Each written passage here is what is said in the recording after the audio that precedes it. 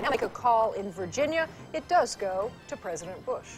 And I am a native Virginian, and proudly so. This is one of the more conservative southern states, Virginia. It stayed in the Republican column. This is the southern state that did not vote for Jimmy Carter in 1976. It is a core Republican state in the South, and it has stayed Republican tonight. And yet has a Democratic governor. A Democratic governor. It used to be solidly Democratic, then it was solidly Republican. Now it appears to have stayed Republican. So well, it's three straight Democratic governors, as a matter of fact. This is where the count is, the electoral count is right now. Governor Clinton, 239 electoral votes. George Bush, 46. We will be back with more coverage on this election night in a moment.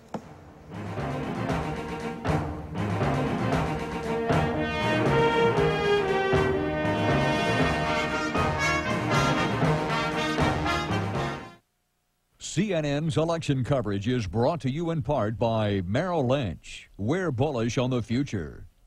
And by the new Dodge, a division of the Chrysler Corporation. Risk. As hard as it is to live with, it's impossible to live without. At Merrill Lynch, we know that risk can be dealt with. It can be managed. It can even be turned to your advantage.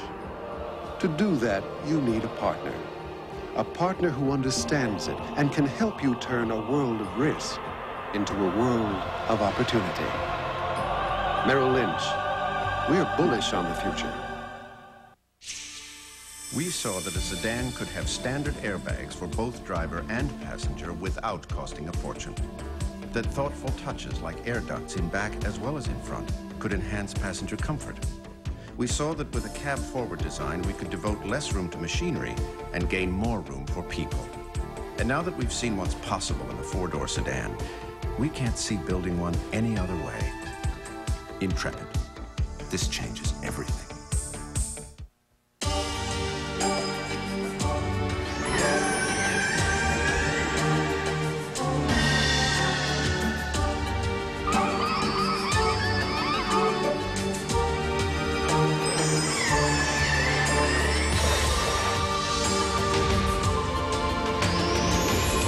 Evolution of an extraordinary timepiece, achieved after 500 years of Swiss watchmaking. The Concorde Mariner 500. Well, we're still at Grand Central Station.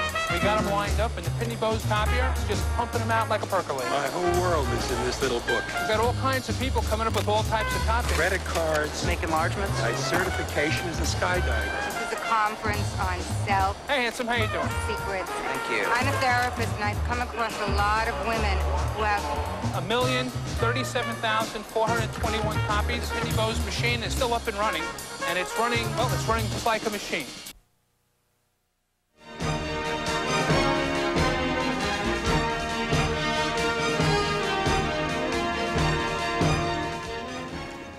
Welcome back. Ken Boddy, President Bush cannot be very happy right now. Well, he can't be very happy right now because when you look at that electoral college map, you see that Bill Clinton and Al Gore are moving against the Republican bloc in the South. They're breaking up the Republican bloc in the mountain states. They're winning the suburban vote tonight, and consequently, this is shaping up as a very different electoral map than we've seen for the last 6 elections. That's right. The Republican presidential majority was built on the so-called Sun Belt coalition that included the South and the western states. But Bill Clinton has split the South with George Bush. A couple of major southern states, Georgia, Tennessee, Arkansas, went to Clinton. Virginia, South Carolina to Bush. West also splitting up in the election. Let's take a look at some of the races that are too close to call at this time. The big state of Florida, 25 electoral votes out there. Yes, this is a key prize. Bush is only narrowly ahead. It's still too close to call. In North Carolina, Sorry, Bernie. North Carolina is a state with a lot of population growth, a state that's been traditionally Republican, and a state that elected a Democratic senator this time, but still undecided. Boy, hotly contested in those last several weeks. The state of Ohio still too close. This was a battleground. It still is. Both campaigns worked hard here, and it's close. In Alabama, the story, again, too close. Last 3 elections, Alabama has been Republican, part of the solid South, except for Jimmy Carter's election. Not necessarily tonight. I'm sure disappointing to the Republicans they can't call this state, the state of Kansas. When Kansas is too close to call, the Republicans have got to be in big trouble. I suppose you could say ditto for Mississippi and its 7 electoral votes. Yes, it's leaning GOP, leaning Republican at the end, but very close. Still can't call it. And a repeat for the state of North Dakota. Yes, North Dakota, Bush is running ahead, but it's still too close to call. The Farm Belt may be also lost to the Republicans this year if North Dakota goes to Clinton. 32 big electoral votes in Texas, and this state is still TCTC. Well, the Democrats don't win the presidency if they don't win Texas, but this is Ross Perot's home state. It's George Bush's home state. It was a very, very competitive state right to the end and remains a very tough one to call. Well, Arizona hasn't voted for a Democrat for president since 1948. At this point, it's undecided. Undecided, which means we don't have enough information rather than too close to call. Same story in Louisiana, 9 electoral votes to undecided.